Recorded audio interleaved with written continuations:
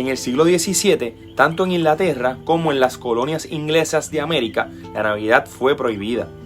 Los grupos puritanos observaban los excesos de la celebración, pero no encontraban una evidencia directa de la celebración en la Biblia. Así que llegaron a la conclusión de que se trataba de una fiesta pagana. Hoy en día, algunos movimientos cristianos sostienen esa misma visión y se oponen a la celebración navideña por considerarla pagana. Pero están en lo correcto. En este video de Teologizando analizaremos el inicio y el origen de la celebración de la Navidad.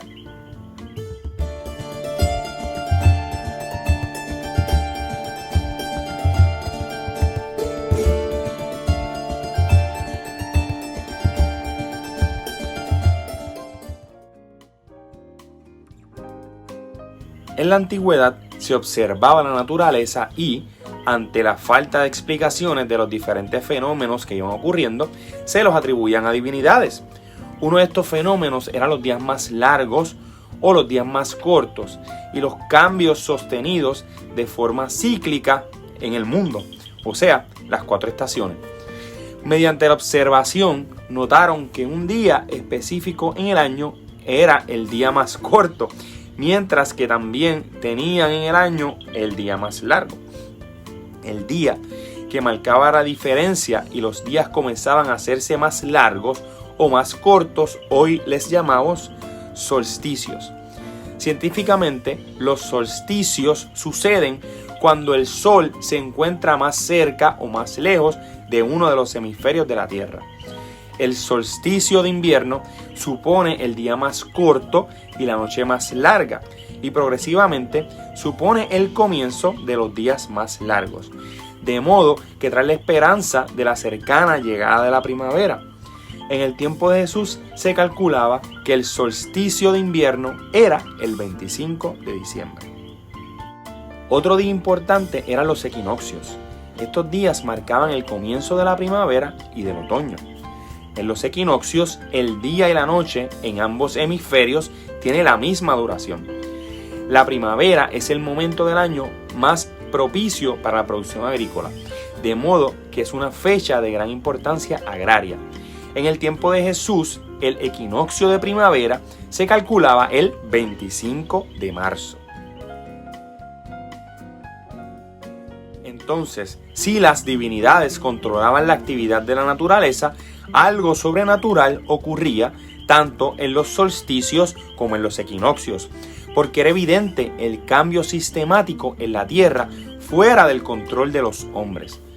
Las distintas culturas entonces comenzaron a atribuirle aquella actividad a diferentes deidades. Algunas de las deidades relacionadas con las estaciones eran Dionisio en Grecia, Zoilo o Sawolo en la mitología germánica, Adramelech en la mitología fenicia y Ra en la egipcia. De hecho, tan lejos como en América existían cultos dedicados a estas deidades relacionadas con el sol y las estaciones, como por ejemplo Kinish Awa para los mayas y Tonatiuh para los aztecas. De modo que era comprensible que se entendiera que estas divinidades nacían el día del solsticio. Sin embargo, los israelitas solo tenían permitido adorar a un solo Dios, y ese Dios era Yahvé. Y si Yahvé era el único Dios, entonces Él debía estar a cargo de controlar todos los fenómenos climáticos, incluyendo las estaciones y el movimiento del sol. De hecho, en Mateo 5:45, en el Nuevo Testamento, dice que Dios daba la luz de su sol tanto a los buenos como a los malos. En ese pasaje resulta interesante el detalle de que Jesús no se refiere a la luz del sol, del astro, sino a su sol, lo que implica que Jesús no se estaba refiriendo al astro, sino que se estaba refiriendo a él mismo como la luz del mundo. En adición a esto, los primeros cristianos hicieron una asociación interesante en el Antiguo Testamento, en Malaquías 4, del 1 al 2, con la figura de Jesús. Y este texto dice: porque aquí viene el día ardiente como un horno, y todos los soberbios y todos los que hacen maldad serán estopa. Aquel día que vendrá los abrazará, ha dicho Jehová de los ejércitos, y no les dejará ni raíz ni rama. Mas a vosotros, a los que teméis mi nombre, nacerá el sol de justicia, y en sus alas traerá salvación, y saldréis y saltaréis como los becerros de la manada.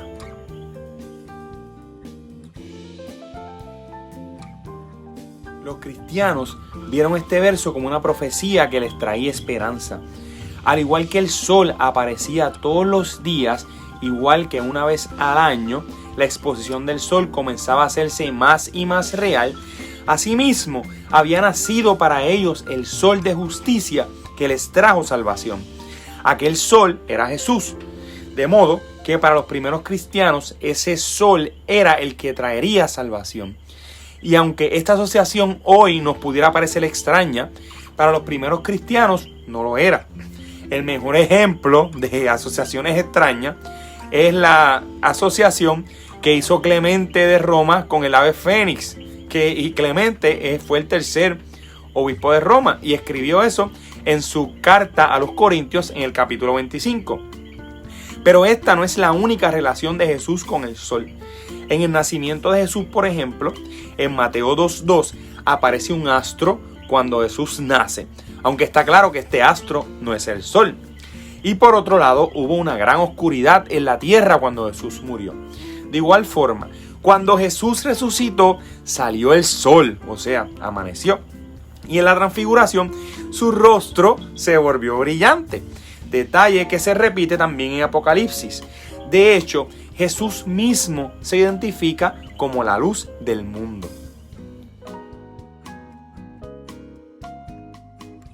Teniendo en mente toda esta asociación de Jesús con el sol, y al ver cómo en la antigüedad se veía el comportamiento del sol y de las estaciones, podemos mirar algunos historiadores cristianos antiguos.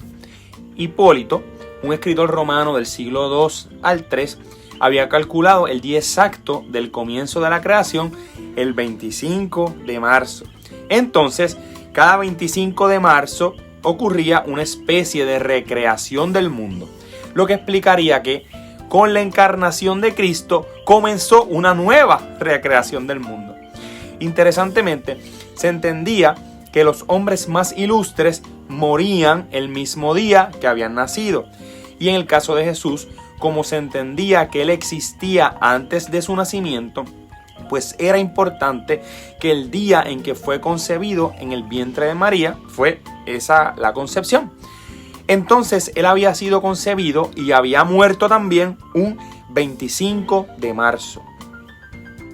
Posiblemente pensando en esto, Sexto Julio Africano, que fue un cronografista cristiano de los siglos II y III, en su obra Crónica, identifica el día de la encarnación de Jesús como el 25 de marzo. Esta obra abarca la historia universal desde el lente judeocristiano, comenzando con la creación en el año 5499 a.C. hasta el 221 después de Cristo. De modo que la obra fue completada alrededor de esa época. Otro importante personaje que abrazó esta teoría fue Tertuliano, de los siglos II y III, que indicaba que la muerte de Cristo había sido un 25 de marzo. Entonces, teniendo todo esto en cuenta, los primeros cristianos pensaban que Jesús había sido encarnado y había muerto el 25 de marzo, día del equinoccio de primavera, lo que trasladaría su nacimiento al 25 de diciembre, 9 meses después del equinoccio y el día del solsticio de invierno.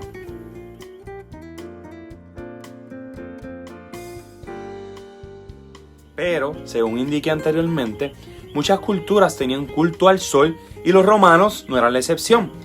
En los días del emperador Aureliano, el imperio romano estaba en una profunda crisis y se estaba desmoronando poco a poco. El culto a sus deidades tradicionales había declinado a su punto más bajo, mientras que el cristianismo, que ya había fijado las fechas de la encarnación, nacimiento y muerte de Cristo, seguía en expansión. Él necesitaba algo que unificara al pueblo para poder darles una nueva dirección como nación, como imperio. Entonces adoptó el culto al sol invicto como culto imperial con el interés de unificar el imperio bajo ese culto. Y fijó la fecha de su celebración el 25 de diciembre en el 274, que era la misma fecha que el cristianismo ya había fijado hacía más de 50 años. Y quizás escogió esa fecha como respuesta al culto cristiano, o quizás también por el solsticio, por el día del solsticio. Otro culto importante en la época era el de Mitra. Sin embargo, como deidad solar también que era comprensible que se celebrara también el día del solsticio, el 25 de diciembre. A pesar de lo que sucede con el sol invicto y con Mitra, la mayoría de los académicos descartan la tesis sincrética de que la celebración de la Navidad supone un esfuerzo por renombrar cultos paganos por la adoración de Jesús. Es más bien lo contrario. Los cultos paganos fueron establecidos en esa fecha para tratar de opacar al creciente cristianismo, esfuerzo que al final falló. Finalmente, el primer registro oficial de la aceptación del 25 de diciembre como fecha del nacimiento de Jesús es del año 336. En el documento no se dan explicaciones de por qué se aceptó la fecha, porque ya no había discusión al respecto.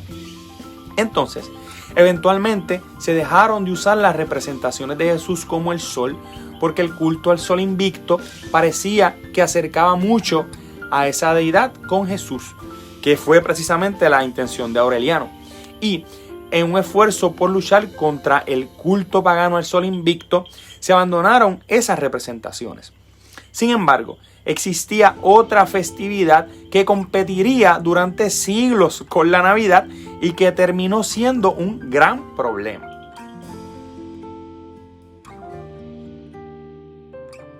En la Roma antigua había una deidad menor llamada Saturno. En honor a él se hacía una celebración que duraba 6 días, del 17 al 23 de diciembre. Se supone que en esta fecha ciertos roles sociales se invertían. Por ejemplo, los esclavos se comportaban como los amos y los amos como los esclavos. A mí en lo personal esto me parece que es un poco exagerado, pero eso es lo que se dice, lo que se menciona. Se supone que también era un momento de mucha depravación y de fiestas sin escrúpulos. De igual manera, con el motivo de la celebración, la gente intercambiaba regalos, porque parecía que era un momento de alegría y de celebración para ellos. Era como, de igual manera, una gran decadencia social que terminaba ya después que se estableció el 25 de diciembre con la Navidad, o sea, con el nacimiento de Jesús. Entonces, era como un momento que el mundo se llenaba de oscuridad y de repente terminaba en la Navidad con el nacimiento de Jesús. Se repetía entonces la historia y la Navidad representaba nuevamente la llegada de la luz al mundo. Los emperadores cristianos y los líderes de la iglesia no estaban para nada contentos con la celebración de la Saturnalia, pero como tenían tanta aceptación en el pueblo, no lograron controlarla y terminarla. Así que pareciera que esa parte de la celebración, especialmente algunas fiestas llenas de alcohol previo a la celebración del 25 de diciembre, son un eco de aquella vieja tradición de la Saturnalia que terminaba con la celebración de la llegada de la luz al mundo.